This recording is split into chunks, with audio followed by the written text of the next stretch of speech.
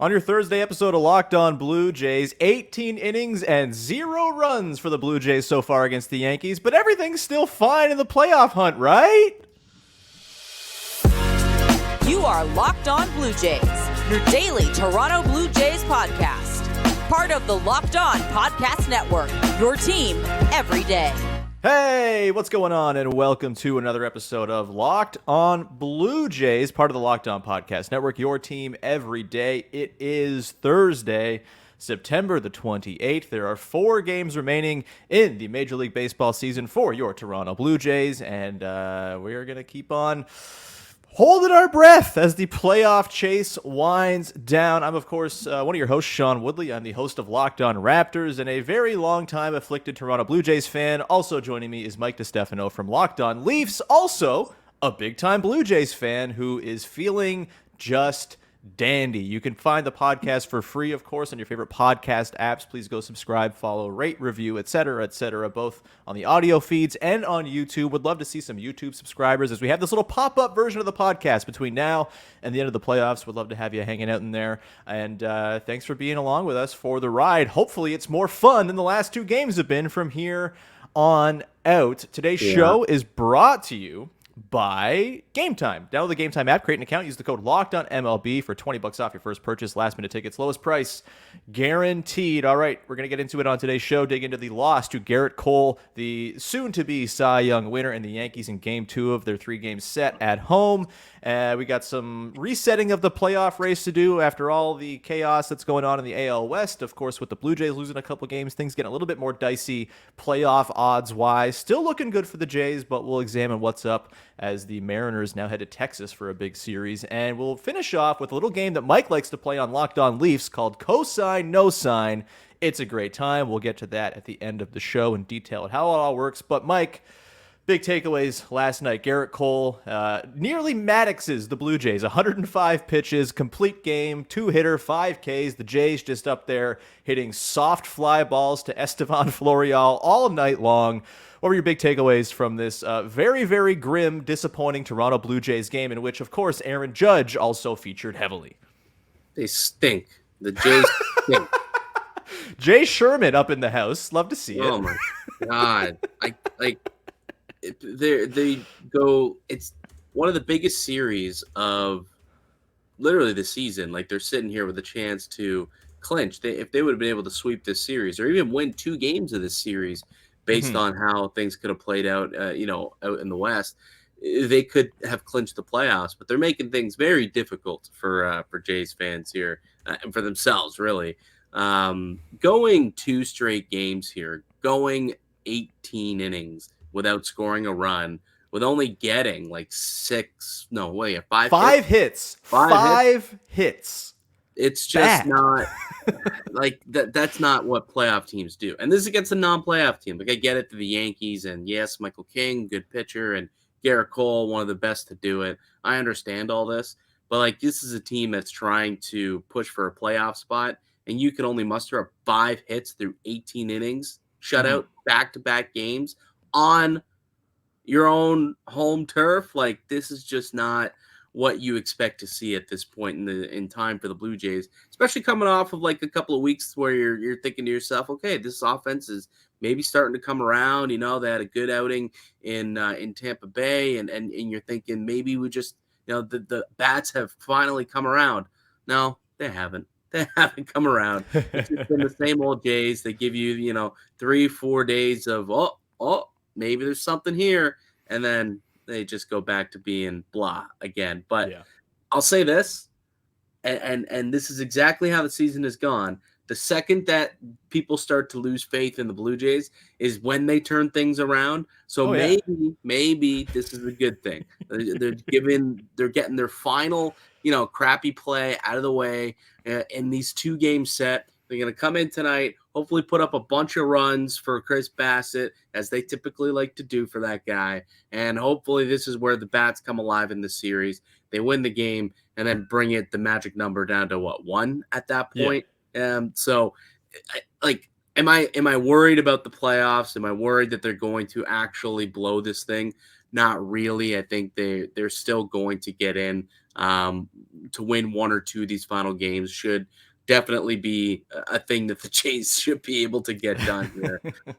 So I'm not necessarily worried that this team isn't going to make the playoffs, but it's really frustrating to watch these bats be so cold at this point in the year with October next week.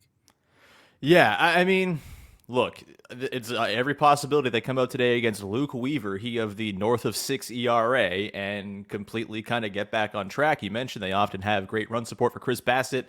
That's lovely to see. Maybe that continues today.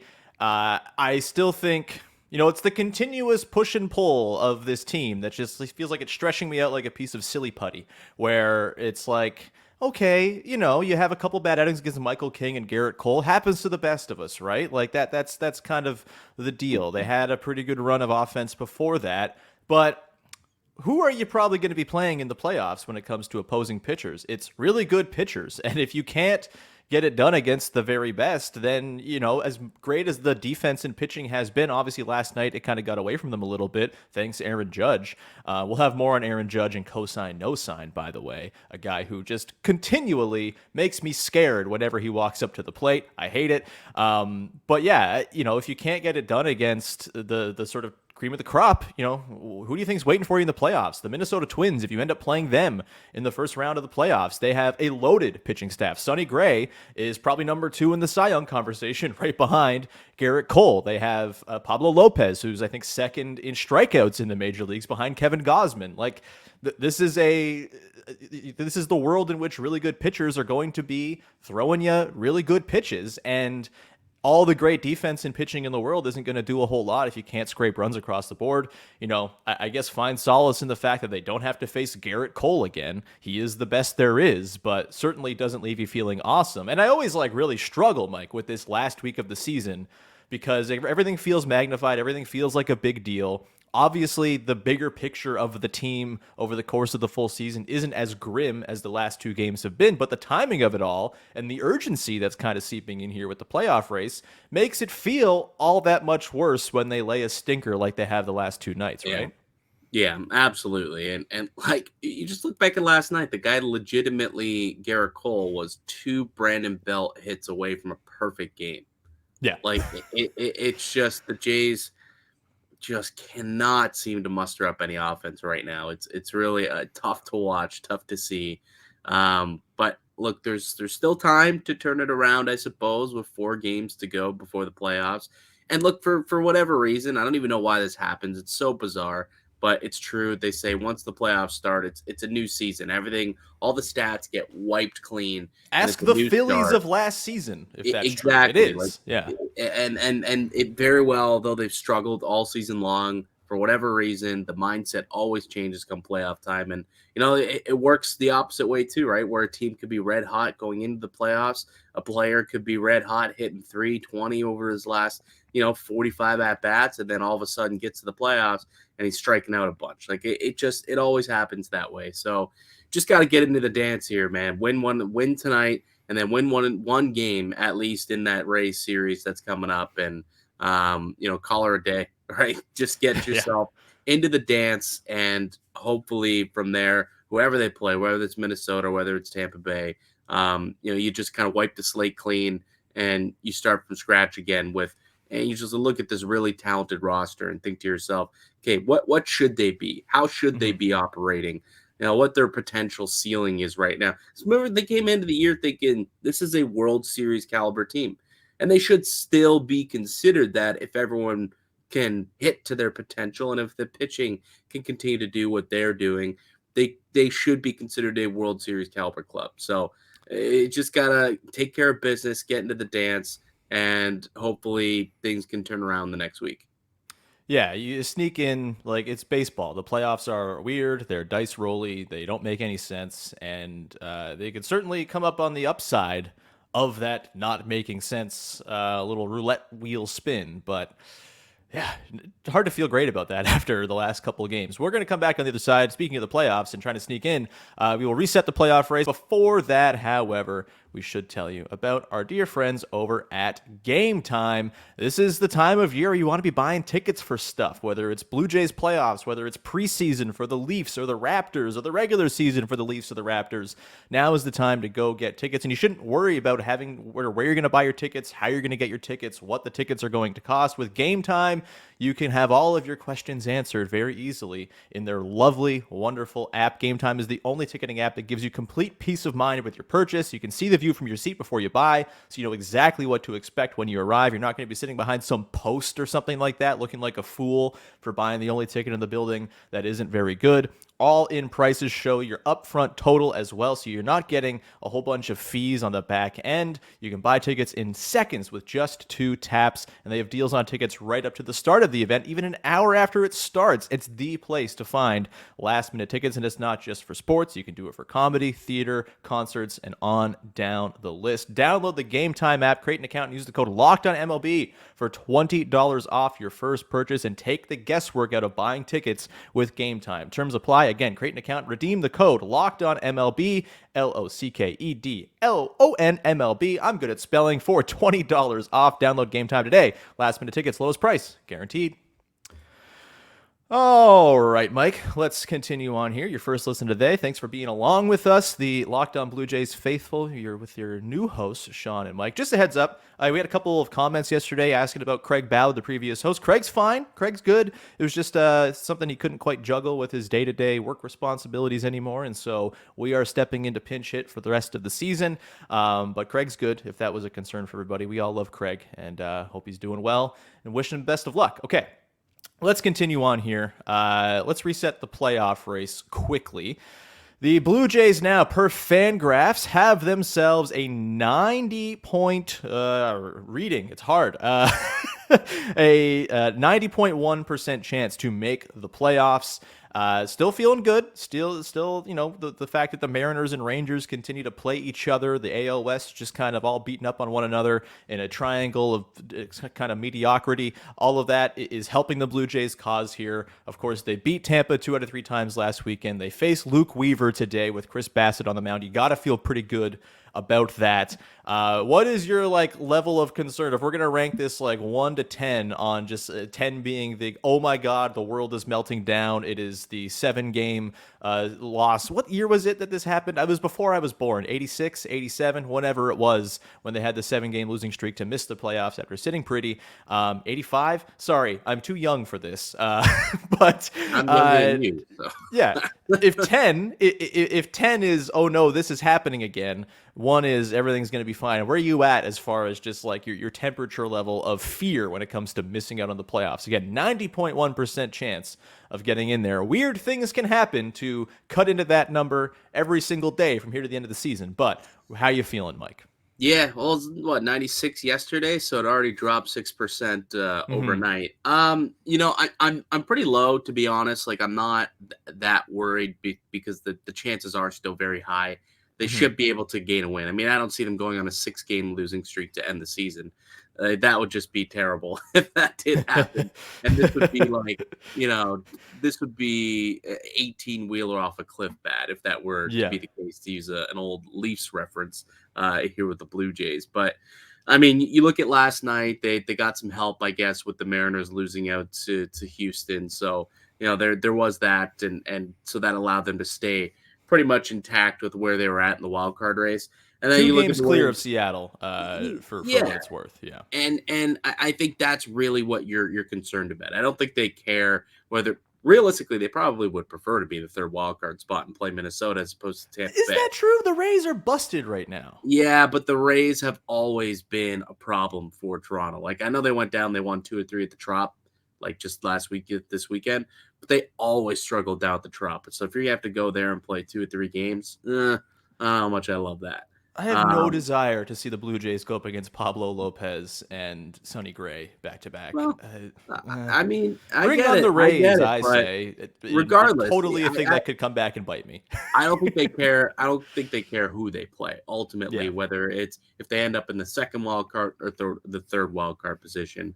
I think either one is fine realistically. I don't really have a preference for who they play, but so you're only watching what's going on with Seattle. realistically. And, with the match number being 2, it could be down to 1 if Seattle takes an L. So it's really twofold. It's not that I have faith that the Jays are going to go out and go 4-0 or 3-1 down the stretch here. It's more so if they win one game or they get that second game and they go 500 down the stretch, they're good. Or they just need Seattle to lose a game or two down the stretch. And Seattle are coming up against, a team that's battling for the division. I think they're going in and they got Texas? They got the Texas Rangers to close out the season. And Texas is battling with Houston for that division lead. So they are going to be going all out to try and make sure that they can secure a divisional spot and try and get home field advantage throughout the first round.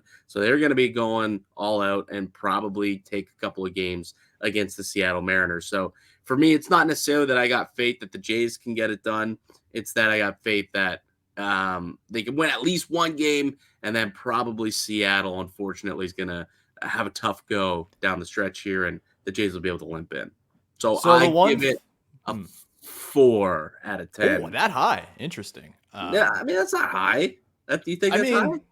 3? For a team that has a 90% chance of making the playoffs, for you to be at a 4 out of 10, I feel like that is maybe a little bit high, but that's fine. We like a good take. That's fine. If you pull Twitter and you look, it feels like Twitter's at like a 7 or an 8. Why would you pull Twitter? Don't do that. Just like, take care of yourself, man. Self-care. I think for me, the one thing that gives me a little bit of pause is, and maybe the Rangers won't do this, but if they take the first of their 4-game set tonight, that locks up at least the Mariners not being able to win the division. The Astros could still track down the Rangers in some sort of strange, convoluted way. The Rangers have a very good shot right now of just taking the West. They're 4 games up on the Mariners. If the Rangers win tonight, say the Astros lose their next game, do we see the Rangers just not take the last couple games of the season seriously to hand Seattle a couple of wins? I doubt we see that for an in-division rival. They probably want to end their season while also advancing theirs. But, that's a thing kind of lurking in the back of your mind, is weird shenanigans. I'm ultimately at a 1 when it comes to missing the playoffs. I don't think they're going to miss the playoffs. The quality of the team heading into the playoffs, we'll see. But I feel pretty all right overall about their ability to just kind of squeak in there. Not too concerned even with all that's been, ugly the last couple times out. I don't think, I don't think they're going to play it out. And they're going to try and win the division, right? Because if they win the division, they get a bye through the wild card. So I think that's going to be important. So I don't think that they're just going to look at Seattle and think, okay, Seattle's no longer a threat. We're a playoff team. We're good, and they'll coast through the final games. I think they're going to sit there and they're going to say, okay, Seattle's no longer a threat. We're in the playoffs. Now our goal is to win the division and get that bye through the wild card round, and make sure that Texas doesn't catch up to us. So that to me isn't really a threat. I think they're still going to play out the season until they've wrapped up the division, and for that they might have it wrapped by Friday night, though, is the thing. But if it's wrapped by Friday night, that means that they've got a couple of wins against the Mariners, and that would put the Blue Jays safely into the wild card spot as well. My head hurts, Mike. It's math, man. It's math. This is what sucks. We're told in journalism school, hey, there's no math involved. That's why you get into journalism. It's words, not math. And then all of a sudden you get into sports journalism, and there's always math involved. It's just it's something, man. Thank you to Fangraphs for doing the math for us. 90.1% chance. I feel good. I'm not too concerned. That said, I have a question for you, Mike. This will lead nicely into our Aaron Judge talk. And I have a proposition for you, Mike. Say the Blue Jays do completely waste this thing, lose out the rest of the season, and miss the playoffs. What is the more upsetting Aaron Judge 2-home run game to you? Last night, just completely putting it out of reach, basically with his first home run to put it up 2-0, or 2 years ago against Robbie Ray, big week, the Jays are trying to push into the final wild card spot. Aaron Judge takes Robbie Ray deep twice. I was at that game. It was miserable.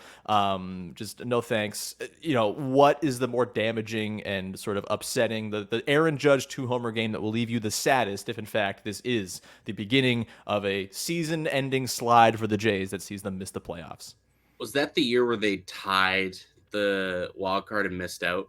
Yeah, because the Again, that- Nationals blew the game late against the Red Sox. Yes. It was a Yeah. great, wonderful day of rooting for the Washington Nationals bullpen. Yay! In an afternoon game at that. Yeah, I do Yeah. recall that day. That was upsetting.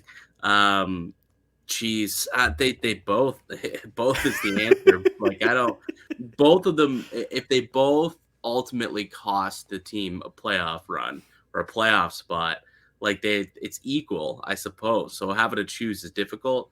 Last night, recency bias, I suppose, where you look at the game as a whole and you just see, well, Aaron Judge hit literally the same amount of home runs as the Jays did total hits that night. Is frustrating when you look at it as a game. So I guess recency bias, I'll go with last night. But I would imagine with you being in the building for the hit Aaron Judge hits a couple of years ago, you probably would go the other one. I take it. I not even just because I was in the building. I think the reason I'd skew 2021 is that was the year the Blue Jays, I think, were the best they've been and had their best shot of actually making a run in the playoffs. They had Cy Young Robbie Ray. They had Marcus Semien hitting 40-plus bombs. That team was awesome. Where's that offense? Like, a lot of the same characters are there. Like, where is that offense from? Traded for Eric Swanson is where that offense is. Well, but like even the guys who were there, like Vlad, where's that offense from Vlad that year? Like that was the year Vlad he hit 40 bombs. Where's that? 48 bombs. 48 bombs and was in the MVP race. Yeah. Where is that guy? Like that's what I want to know where he's at. So there's a lot of guys who I think have really kind of fallen off this season, and that's a big reason for it. There's injuries also to Boba. Chapman. What's happened to Chapman? Like that guy. That's a whole thing for a whole other segment, dude. I know. We gotta save Chapman. We'll talk Chapman tomorrow, maybe. Maybe he gets a hit. Maybe he continues to have absolutely no offensive punch whatsoever. We'll dig into that one. The off-season question with Matt Chapman is going to be pretty fascinating, I would say. We'll come back in just a sec. We will dig into the cosign, no sign round we got lined up for you. Mike's favorite game from Locked On Leafs. We're transporting it over to Locked On Blue Jays. We will do that in just a sec. But first, got to tell you about FanDuel. Right now is the best time to snap into action this NFL season with FanDuel, America's #1 sportsbook. Right now, new customers get $200 in bonus bets guaranteed when you place a $5 bet. That's $200 in bonus bets, win or lose. If you've been thinking about joining FanDuel, there's no better time to get in on the action. The app is super easy to use. There's a wide range of betting options, including spreads, player props, over-unders, and more. Mike, you're a football man. You like to throw a little scratch down on some football action, I'm sure. Do you got like a team out there that you've like really had fun putting money down on with your FanDuel extra bonus bets this season so far? Yeah, I mean, I took the Buffalo Bills in that bonus bet where you pick a Super Bowl team and you get $5 for each win. So, they've collected me an extra $5 in bonus bets the last 2 weeks with their strong dubs. And, well, they got Miami this weekend, so they'll be in tough. But hopefully they can pull it off again and get me another $5 wager. We love it. Visit FanDuel.com/LockedOn and kick off the NFL season. FanDuel, official partner of the NFL and of the Locked On Podcast Network. All right, Mike, it's time now. The people have been clamoring for it, surely, since they heard you were taking over on Locked On Blue Jays as a co-host. Cosign, no sign. This is your game, so what I'll do is I will turn the floor to you to explain how the game works, and then I have 3 cosign, no signs. We'll see if we can get to all of them. If not, we'll save some for later, but we'll just give the people a little rundown. What can they expect from the glorious segment known as Cosign, no sign? Yeah, it's a pretty simple game. Basically, Sean and I have come up with some takes, and if we agree with the take, we're going to co-sign it. If we disagree with the take, then we no-sign it. So it's pretty simple. So why don't we get this bad boy started? What's the first one we got here, Sean? The first cosign, no sign I have for you, Mike. Let's go with Aaron Judge while we're on the topic of him making us feel very sad. Cosign or no sign, Aaron Judge is the single most fear-instilling opponent in Toronto Blue Jays history. The dude who makes you feel the worst when he steps up to the plate. There's a long history of dudes owning the Jays. Is Aaron Judge the dude who you feel owns the Jays the most? Oh man, in the history of the Blue Jays. And when I say history, I mean like since we've been sentient, so like 90s on. No, I get that. We don't But got to have we're like Willie Stargell takes or whatever. Who was I don't know. But even like we're talking A-Rod, we're talking Jeter, we're talking Big Papi out in Boston. Machado was always putting up numbers. I mean, Ryan Mountcastle seems to be Aaron Judge. A very good future potential guy for this this conversation. Yeah, right. Like there's so many guys who seem to just hit against the Blue Jays, and it always happens. But recently, yeah, like he's been one of the most imposing hitters in baseball, not just against the Blue Jays, but in general. Like, I mean, the guy last year was the home run king, right? So we're talking about someone who literally just crushes baseballs for a living. And he happens to do it against the Blue Jays more than any other team, in baseball, just based off of how the schedule works. And, they have to play him. Was it 16 or 14 times a year, however many games they switched it to this season. But I'll take the field, I suppose. I'll no sign it. I'll take the field just because there have been so many other guys who have always been Blue Jays killers, I guess you could say. But certainly Aaron Judge is in that conversation as one of the most fierce opponents that the Jays have played, I guess. But because the pool is so vast, of guys over the course of my lifetime in the last 25, 30 years, I'll no sign it, but he's in that conversation. That's for sure. Yeah. For me, I think this is really tough. This guy has the advantage in games played over Aaron Judge so far. But I think just generally, I feel worse when Aaron Judge is hitting. The guy who came to mind is like the clear number 2 behind Judge is Manny Ramirez, who just completely torched the Jays. Over his career, he had 54 dongs and 140 ribs in 190 games against the Jays. Basically like an all-time MVP level season over the course of his time playing Toronto. Aaron Judge has only played, I believe, 106 games. He's got 34 homers against the Jays. 400 on base though too. He's got against the Jays. Jeez. Yeah, he's also got an OPS over 1,000 against the Jays. Manny Ramirez was at a 947 against the Jays, so statistically ever so slightly towards Judge, despite the smaller sample. I'm going Judge just because the guy's horrifying. Like, he's maybe the most scary player I've ever seen up at a plate. You saw it last night. You get up 3-0 on him, and it's like, all right, take your base, bud. We're not throwing you anything down the middle. No thanks. Horrifying. Do not like watching Aaron Judge play the Toronto Blue Jays. Let's go to the next one here, Mike.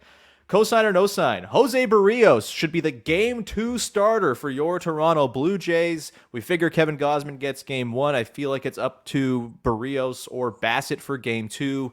We'll have plenty of time to lay out the playoff roster and the rotation and all that stuff as we get through the next few days here. But just current blush, Jose Berrios should be the number 2 guy for the Jays in the playoffs. Last night, of course, he got dinged a little bit, 4 earned runs, but he had 10 Ks, 6 innings, looked pretty good for the most part.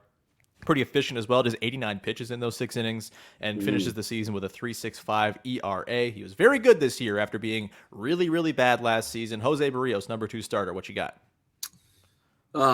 It's another difficult one because I think they've both been pretty solid this year, and I don't think you could really go wrong. But based off how the rotation works out right now, I guess Berrios would be slotted to be the number 2 guy if everything goes as planned and they're able to push Gausman to Game 1, Berrios Game 2, Bassett Game 3. That's how it lays out. That being said, I wonder if they go with Bassett as the number 2 guy. Like, to me, he's been a little bit more consistent than Berrios. He's been quite solid, and for whatever reason, I don't make the rules here.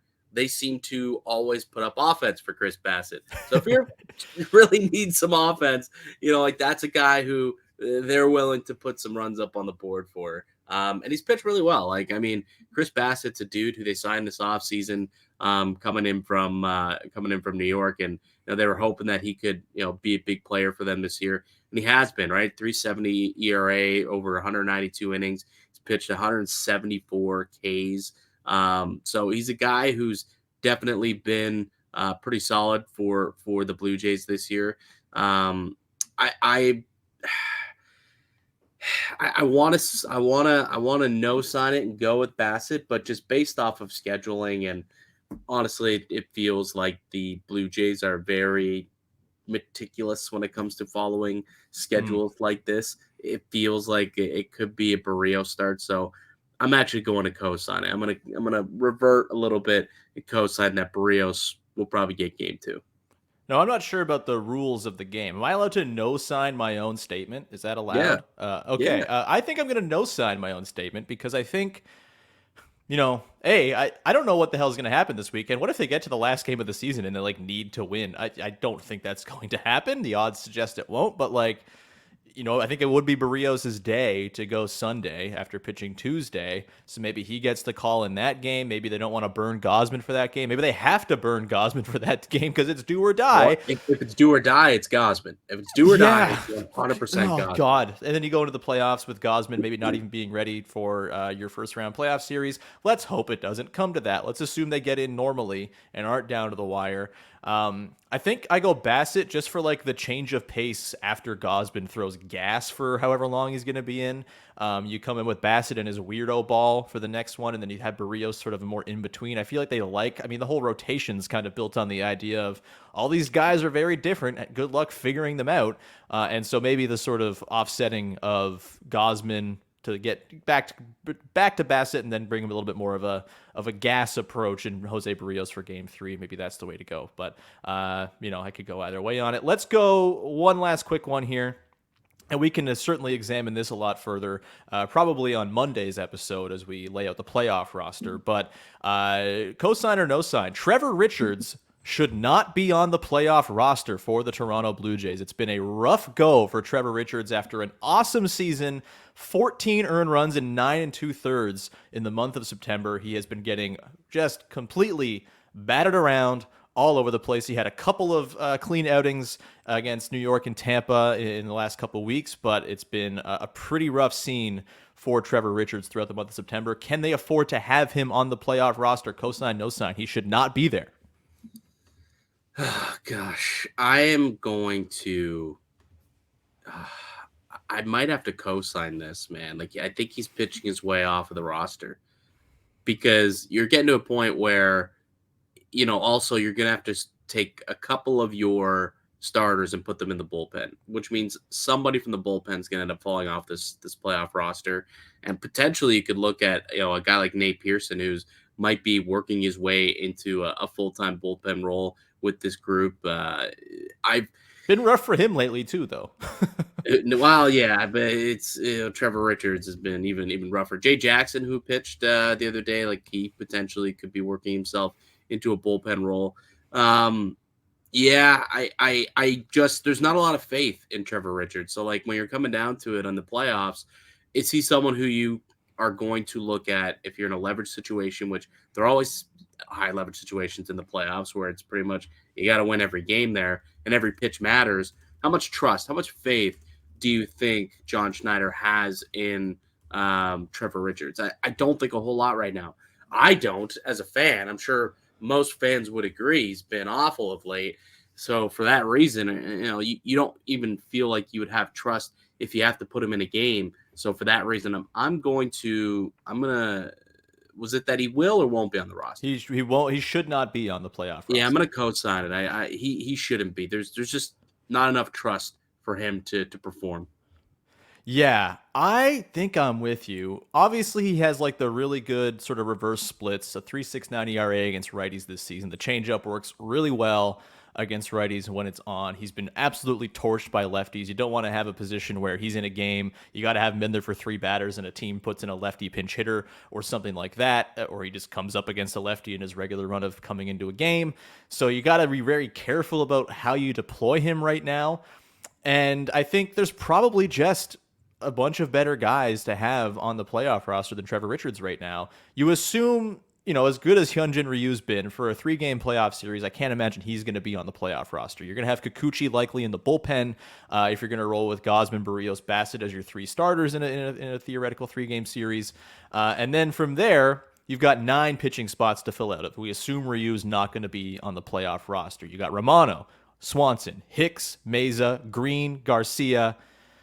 And then you're kind of figuring out between Jay Jackson, Trevor Richards, Nate Pearson, Genesis Cabrera is going to be in there. So that's 7.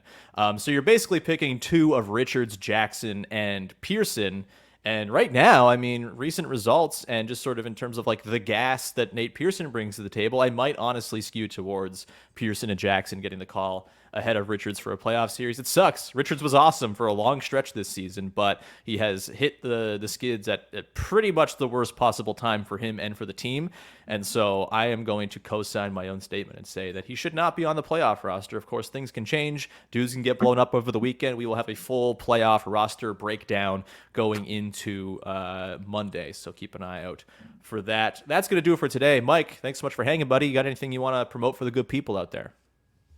Yeah, I mean, I think we're solid. You can go check out Locked On Leafs. You know, the preseason, they finally got their first game. If you're, a Jays fan in the Toronto area, it might be a Leaf fan as well. I do host the Locked On Leaf show, and they just got their first dub of the preseason. So my co-host and I, Dave Morisuti, we broke it down last night, and we gave some love to the man, Connor Timmins.